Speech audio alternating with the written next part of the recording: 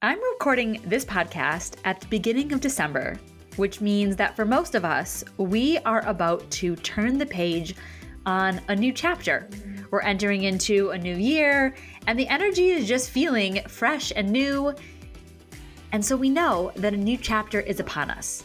Today, what I'm going to give you is 6 questions to ask yourself and journal on when you are starting a new chapter. You are definitely going to want to grab a pen and paper for this, or come back and listen again so that you can not only think about your responses as we work through them in real time today, but that you can really take on a journaling process around these because they are so important. If we haven't ever met before, my name is Kaela Jetta. I am one half of the co-hosts of this podcast, Live Your Yes Life, along with my business partner, Lisa Limata, who also happens to be my mom. Together, we run our business, Rise Leadership Circle, where we support soulful entrepreneurs to do what we do here on this podcast, to live their yes life. And what that means is have the most delicious, fulfilled life that we dream of, funded by a profitable business that makes a difference for others.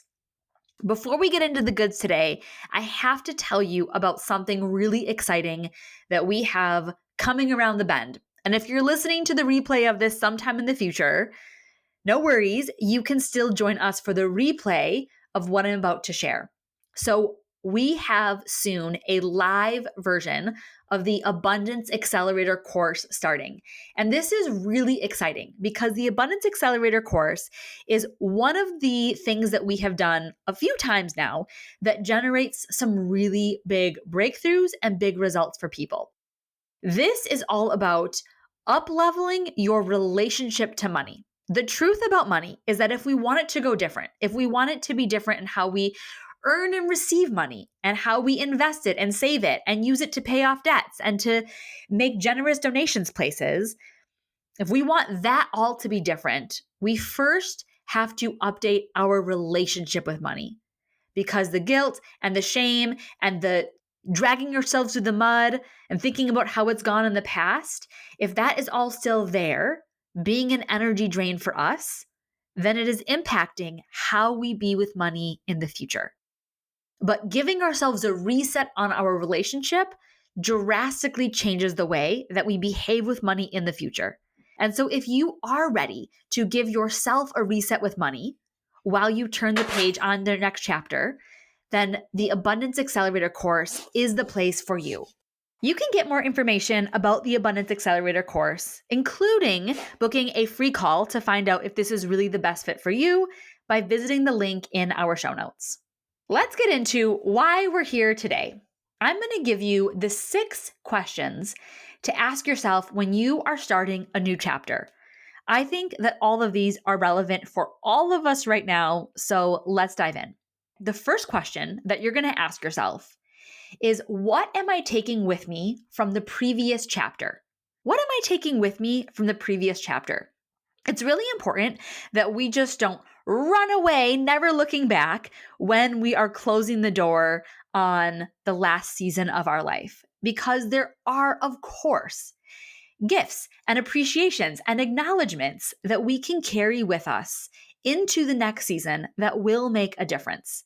If we just shut the door and never look back and say, oh, good riddance, thank goodness that's over, because maybe it was a really tough season, or if we are continuing to look back just longing at what a wonderful season we were just out of, but we're not actually shifting our energy fully into the next chapter, then we have an energy leak.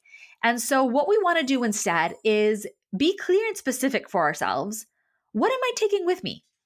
What are the lessons, the learnings, the opportunities that we're going to bring into this new season? You may want to take with you memories or images in your mind about moments that you overcame something difficult, about new possibilities that you created for yourself, about ways or times when you showed up in a way that you just are really amazed by or proud of, and to take all of those lessons with you. So give yourself the gift of spending a few minutes reflecting on what are you taking with you from the previous chapter. The second question that I have for you is, what are you leaving behind?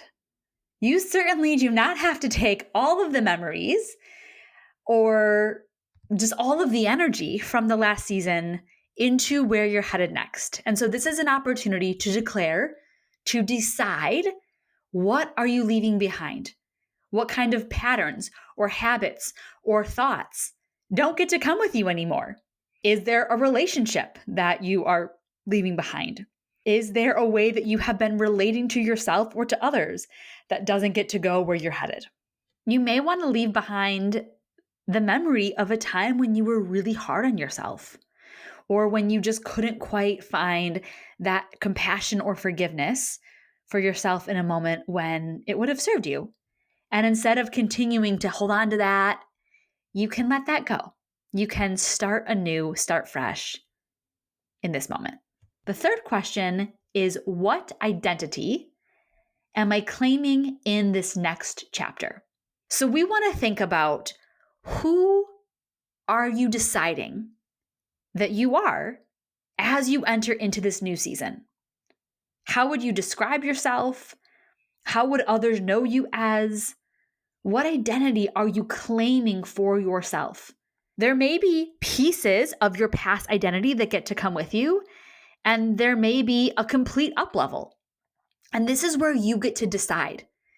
You might start by answering this question with the phrase, I am a person who. And think about what comes to mind. How would you really answer that phrase as you think about the next chapter? I am a person who, what? How do you show up? What do you believe? What are your core beliefs? What are the consistent thoughts that are taking up your brain space? What are the ways that you act? What are the feelings that are most common for you? All of these contribute to your identity. What actions do you take because of the identity that you are? I just gave you a whole subset of additional questions. But the key question here is, what identity am I claiming in this next chapter? And then we piggyback on this with our fourth question. How would I know that I am embodying that identity? How would I know that I am embodying that identity? And this is where we can go back to the list of thoughts I just gave to you. Okay, well, how would I know that I'm embodying that identity? Let's look for some tangible things. What would we see different? What kind of behaviors would you have? What kind of patterns are you running? Is there a difference in your physical appearance or the actions that you're taking? Is there anything that you're not participating in anymore? Are there key relationships that are here or that aren't? Are there different results that are created? Is there a belief or a limiting belief that doesn't come anymore? How would we know? What are the tangible ways that we could be like, aha, there has been an identity shift here? I can tell. I can see the identity that you're standing in now. The fifth question is, what key relationships am I up-leveling in this next chapter? What key relationships am I up-leveling in this next chapter? And of course, it's common to think about relationships that we have with other people. And maybe there's an opportunity to identify some of those. Maybe there's a relationship with a partner or a business partner or a parent or a child or a friend or a neighbor or a client or a vendor. And you're like, okay, this is the year, this is the next season for me to enhance, improve, up-level this relationship. But also, I want to invite you to consider things like your relationship with yourself, your well-being, worthiness, forgiveness, money, abundance, possibility, transformation. The list goes on. Maybe it's your relationship with risk, with opportunity, with dating, with nutrition, with sugar, with alcohol. Really, the sky is the limit here. So what are the things or the who's that you really get to have a relationship up level with? What would you like that to look like? How would we know that you've up-leveled your relationship? What is your dream relationship to have with these people and things? You can spend some time playing on that. If you're working with a coach, it could be with Lisa and I and the coaches on our team. It could be with someone else, but this is a great thing to bring to a coaching conversation, to identify a relationship with someone or something that you are ready to up-level and to talk about it. Here's what I'm noticing. Here's what my current relationship is. Here's what the relationship that I want to have is. And the sixth question that I'll offer for you is, what support am I arming myself with to support this up level? What support am I arming myself with to assist in the up level of my identity, of my relationships? There's all kinds of support that we can have. Maybe there's support from your friends and family. Maybe there is support from resources within your job or your work. Maybe it's household support with cleaning or laundry or yard work. Maybe there's some personal support around your nutrition or your well-being. Maybe you get to have the support of a coach this year to support you both on a personal level, on a spiritual level, within your business. Maybe you get to have a relationship coach. Maybe you get to work with a therapist this year.